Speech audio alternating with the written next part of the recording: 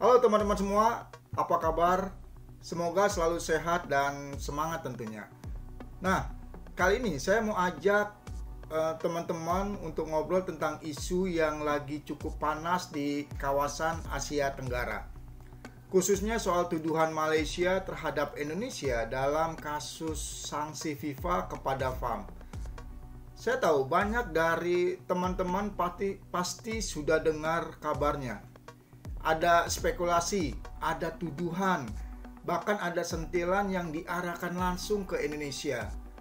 Dan di sini saya akan coba bawa cerita dengan sudut pandang pribadi saya berdasarkan informasi yang terpercaya dari media nasional maupun internasional, supaya kita bisa melihat masalah ini dengan lebih jernih.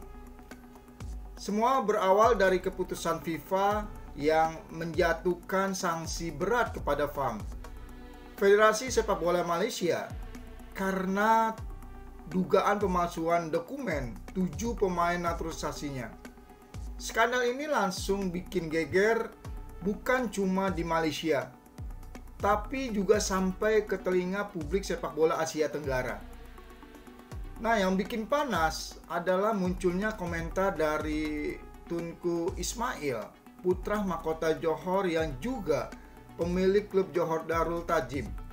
Ia mempertanyakan, kok bisa FIFA awalnya menyetujui kelayakan pemain warisan Malaysia, tapi tiba-tiba berubah pikiran dan malah menghukum FAM dengan tegas. Yang lebih menarik lagi, Tunku Ismail sempat menyebut adanya pihak eksternal yang ikut terlibat. Bahkan ia menyindir tentang siapa yang ada di New York. Nah, publik langsung menghubungkan dengan pertemuan Presiden Prabowo Subianto bersama Presiden FIFA Gianni Infantino yang memang berlangsung di New York beberapa hari sebelumnya.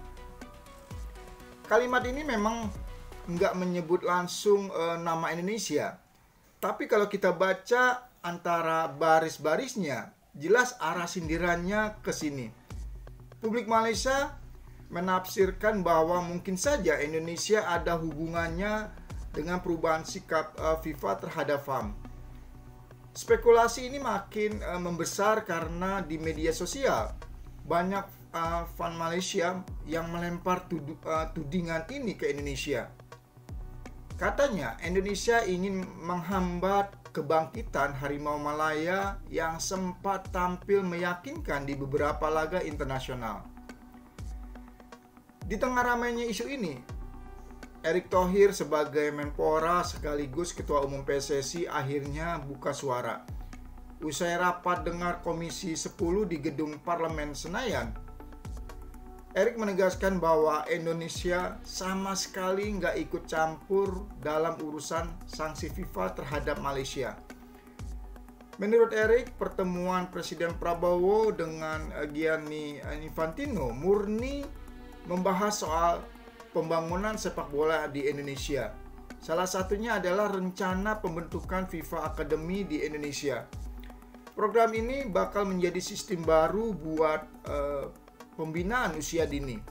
Bahkan ada format kejuaraan dunia U15 dengan skema 8 lawan 8. Jadi ini benar-benar fokusnya ke arah pengembangan jangka panjang sepak bola tanah air. Pak Erick juga menekankan bahwa Indonesia tidak pernah punya niat buat mengintervensi atau mencampuri urusan negara lain. Kata beliau, mohon maaf, kalau kami ingin olahraga Indonesia maju, ya, kami fokus ke sini, tapi kami tidak ikut campur politik atau kebijakan negara lain. Kalau kita tarik ke belakang, sebenarnya hubungan rivalitas antara Indonesia dan Malaysia dalam sepak bola memang sudah lama. Jadi wajar kalau ada sedikit bumbu kecurigaan setiap kali ada isu besar. Apalagi Indonesia sekarang sedang gencar membangun sepak bola, mulai dari naturalisasi pemain, pembenahan liga, sampai lobi ke FIFA untuk menghadirkan event besar di tanah air.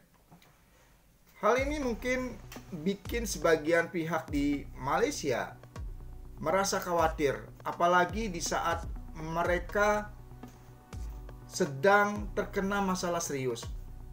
Kalau kita lihat laporan dari media internasional seperti ESPN atau Reuters, FIFA memang punya aturan sangat ketat soal naturalisasi pemain. Kasus Malaysia ini masuk kategori serius karena menyangkut keabsahan dokumen pemain. Jadi, sanksi yang dijatuhkan bukan main-main. Bahkan menurut Inside World Football, FIFA tidak segan-segan memberikan contoh dengan menjatuhkan sanksi keras agar federasi lain lebih berhati-hati. Artinya, walaupun ada tudingan ke Indonesia, keputusan FIFA tetap berbasis regulasi, bukan tekanan dari pihak eksternal. Bagi Indonesia, tuduhan ini tentu bikin nama kita ikut terseret. Padahal kita sedang fokus memperbaiki sepak bola dalam negeri. Tapi di sisi lain, tuduhan seperti ini bisa menjadi pelecut semangat dan justru harus dibuktikan kalau Indonesia memang benar-benar serius membangun sepak bola bukan dengan cara menjatuhkan negara lain. Sementara bagi Malaysia, skandal ini jelas merugikan. Mereka kehilangan pemain-pemain yang dianggap bisa memperkuat timnas, bahkan nama baik FAM ikut tercoreng di mata dunia. Jadi teman-teman, kalau saya melihat kasus ini sebenarnya tuduhan ke Indonesia lebih ke arah emosi dan spekulasi politik bola saja. Faktanya, FIFA punya aturan ketat yang tidak bisa diintervensi sembarangan. Pak Erick Thohir pun sudah menegaskan bahwa Indonesia fokus ke dalam negeri, bukan mengurus urusan orang lain. Sekarang tinggal bagaimana Indonesia tetap jalan lurus membangun sepak bola. Sementara Malaysia harus introspeksi dan membereskan masalah internal mereka. Karena pada akhirnya sepak bola itu bukan sekedar rivalitas, tapi juga soal profesionalisme dan masa depan olahraga di kawasan kita. Baik teman-teman, itu tadi cerita saya tentang isu panas antara Malaysia, Indonesia, dan FIFA. Semoga teman-teman bisa mendapatkan sudut pandang yang lebih jelas dari apa yang sebenarnya terjadi. Sampai jumpa di cerita berikutnya. Jangan lupa untuk like, komen, dan subscribe supaya teman-teman gak ketinggalan pembahasan seru lainnya. Terus dukung Timnas Indonesia. Salam olahraga, salam sepak bola Indonesia.